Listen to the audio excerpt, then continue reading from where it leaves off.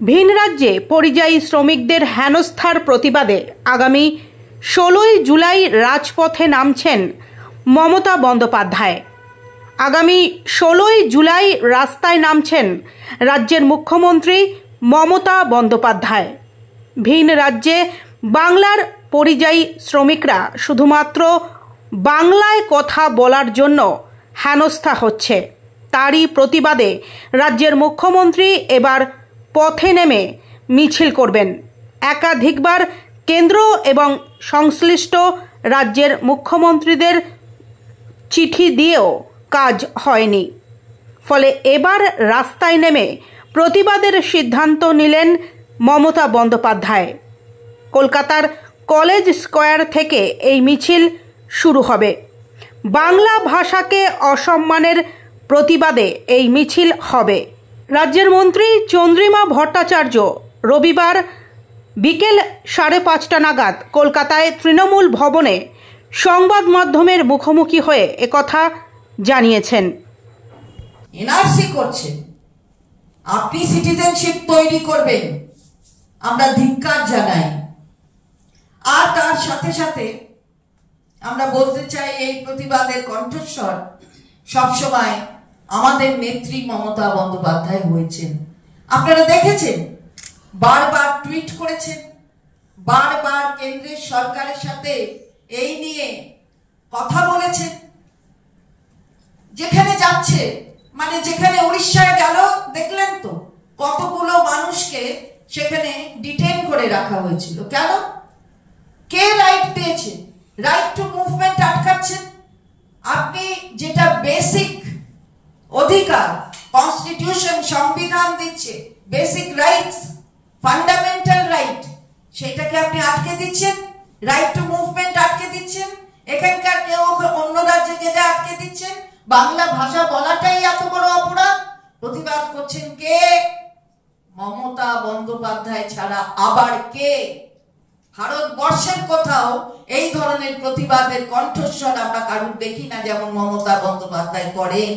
আর করেন বলে এই বাংলা ভাষীদের যেভাবে অপমান করছেন, বাংলা ভাষাকে যেভাবে অপমান করছেন, বাংলার মনীষীদের যেভাবে অপমান করছেন, এইভাবে পরোক্ষভাবে তার বিরুদ্ধে প্রতিবাদে সামিল হবেন এবং হয়েছেন তো বটেই।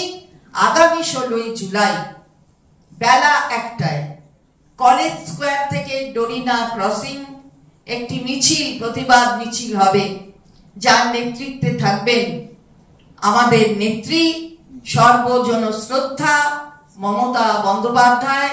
তার প্রতিবাদের কণ্ঠস্বর নিয়ে তিনি সেখানে থাকবেন, সেই মিছিলকে নেতৃত্ব দেবেন।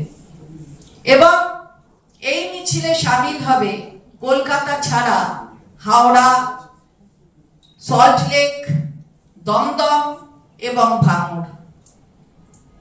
একই দিনে 16ই জুলাই 2টো থেকে 4টে এই প্রতিবাদ সংগঠিত হবে প্রত্যেকটি জেলায়। অর্থাৎ আমাদের এই রাজ্যের যতগুলি জেলা আছে, সাংগঠনিক জেলা আমাদের তার থেকেও বেশি আছে, আপনারা জানেন। সুতরাং প্রত্যেকটি সাংগঠনিক জেলায় এই প্রতিবাদ সামিল হবে, এই প্রতিবাদ সংগঠিত হবে এবং আমাদের কর্মীরা তাতে সামিল হবেন। তাই আগামী 16ই জুলাই প্রতিবাদের আর এক নাম আপনারা দেখবেন মিছিলের মাধ্যমে। কলকাতা শহরে তো হবেই নেত্রীর নেতৃত্বে, এবং তারপরে সারা বাংলায়ও সেই প্রতিবাদ সংগঠিত হবে। আমরা এই অপমান সহ্য করব না।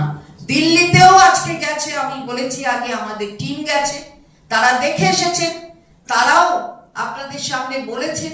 এবং সেখানে এই আন্দোলন দিল্লিতেও হবে এই উচ্ছেদের বিরুদ্ধে।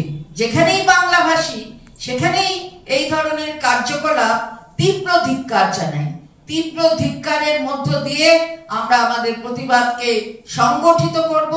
নেত্রীর প্রতিবাদ, তাতে সামিল হবেন সমস্ত মানুষ। আমরা আবেদন করব আজকে এই প্রেস কনফারেন্সের মধ্য দিয়ে যে সমস্ত বাংলার মানুষ এক এখন 16ই জুলাই যে যেখানে থাকবেন, যেখানেই আমাদের দল মিছিল করবে, সেই মিছিলে আপনারাও অংশগ্রহণ করুন। সাধারণ মানুষ অবশ্যই অংশগ্রহণ করেন এই ধরনের মিছিলে, আমরা জানি। কারণ এটা খালি পলিটিক্যাল মিছিল নয়, রাজনীতির মিছিল নয়, এই মিছিল হচ্ছে বাংলার অস্মিতা রক্ষার মিছিল, বাংলা ভাষীকে অপমান করার প্রতিবাদে মিছিল। তাই সেই মিছিল আপনারা আগামী 16ই জুলাই কলকাতায় 1টার সময় হবে, আপনাদের কাছে সেটা জানালাম, এবং জেলায় জেলায় হবে সেটাও আপনাদের কাছে জানালাম। একটু আপনার আজকের বিষয় আসি। 16 তারিখ মুখ্যমন্ত্রী রাস্তায় নামছেন, পথে নামছেন, 18 তারিখ প্রধানমন্ত্রী আসছেন, মানে 1 বছর বাকি থাকতে কি মানে আপনি কি বলবেন, মানে ভোটের দামামা বেজে যাওয়া? এটা কি ভোটের দামামা বলে মুখ্যমন্ত্রী 16 তারিখে নামছেন? কারণ এটা তো বাংলা ভাষীদের অপমান করা, তাহলে কি এটা ভোটের দামামা? তাহলে ভোট দিলে হচ্ছে, যেটা দেখবেন যে বাংলায় ভোট করবেন অথচ বাংলা ভাষীদের তাদের অপমান করছেন।